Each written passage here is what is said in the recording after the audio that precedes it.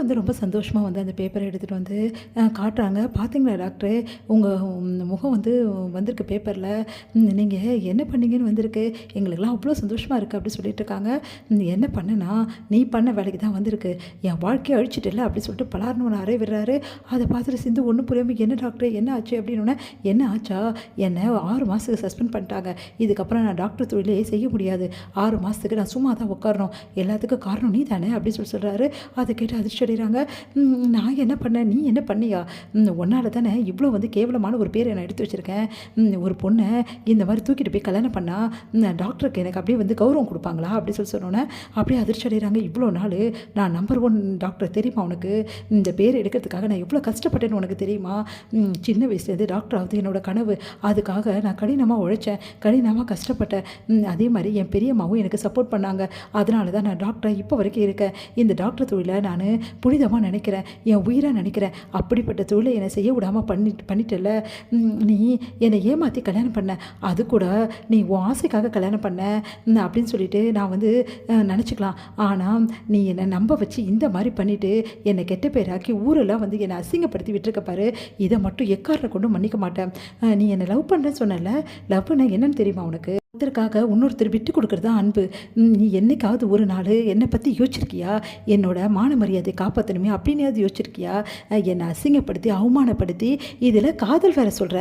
ஒருத்தவங்களை அசிங்கப்படுத்தி அவமானப்படுத்தி அவங்க மேலே நான் அன்பு வச்சுருக்கேன்னு சொன்னால் யார் நம்புவாங்க? நீ தான் அதை தானே நீ பண்ணிகிட்ருக்க. ஐயோ டாக்டரே, நான் இப்படிலாம் நினச்சி கூட பார்க்கல, இப்படிலாம் ஆகும்னு சொல்லிட்டு தயவு செய்து என்னை மன்னிச்சிடு, நான் அப்படிலாம் நினச்சி கூட பார்க்கல, ப்ளீஸ் சொன்னால் கேளு அப்படின்னோடனே, நீ நினச்சி பார்க்கலன்னா என்ன நடக்கும்னு நினச்சிருக்க?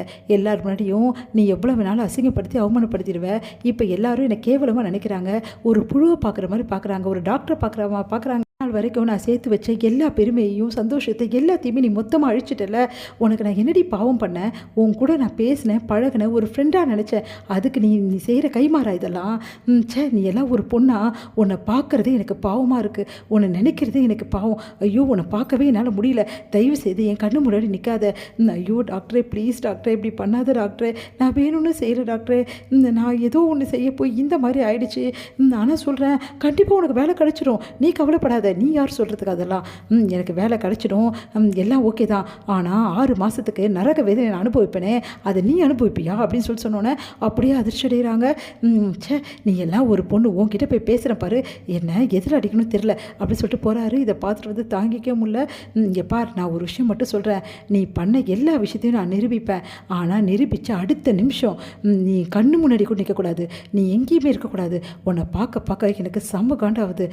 இதுக்கப்புறம் எனக்கு என்ன ஆக போகுதுன்னு எனக்கு தெரியாது. ஆனால் 6 மாதம் நான் இருக்கிற நரகத்தில் உன்னை பார்க்க விரும்பலை. தயவு செய்து உன் மூஞ்சை மட்டும் எங்கள் முன்னாடி கண்ணு வந்துடாத. உன்னை பார்க்க அப்புறம் நான் ஏதாவது செஞ்சு பண்ணேன்னு எனக்கு பயமாக இருக்குது. எனக்கு தவறான முடிவுக்கு மட்டும் நான் போகிறதுக்கு காரணமாயிடாத அப்படின்னு சொல்லிட்டு போயிட்டே இருக்காரு. அதெல்லாம் பார்த்துட்டு தாங்கிக்க முடியாமல் பயங்கரமாக வந்து சிந்து கதறி அழறாங்க. ஐயோ டாக்டரே, நான் தப்பு பண்ணிட்டேனே, இவ்வளோ பெரிய தப்பு பண்ணிட்டேனே, இப்போ அவரோட வேலை கூட போயிடுச்சு, இப்போ அவரை நான் எப்படி வந்து சமாளிப்பேன்?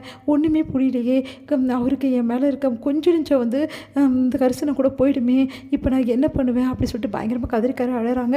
எங்கே வந்து ஸ்னேகா வந்து அவங்க அப்பா கிட்ட, அப்பா இருந்தாலும் வந்து நம்ம தான் வந்து ரிப்போர்ட் பண்ணணும்னு சொல்லிட்டு விஷயம் தெரிஞ்சிச்சுன்னா என்னப்பா பண்ணுறது அப்படின்றாங்க. அதெல்லாம் ஒன்றும் தெரியாதுமா, நீ கவலைப்படாத. இங்கே பார், நான் இப்போ எதுக்காக தெரியுமா பண்ணேன்?